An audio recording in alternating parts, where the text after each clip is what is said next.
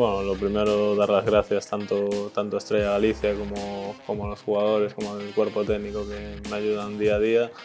Y la verdad que siempre es un orgullo recibir este premio, como siempre digo, que lo han ganado mis ídolos que sigo desde pequeñito y espero que sean muchos más. Para mí él siempre va a ser el mejor todos los meses y para mí si quieren se los doy los que quiera porque para mí siempre él tiene un nivel que no tenemos ninguno y para mí se lo merece.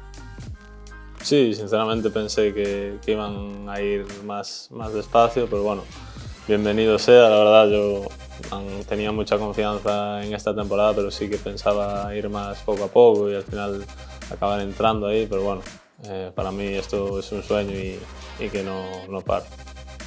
Fue uno de los momentos más bonitos de mi vida y la verdad son una afición de 10.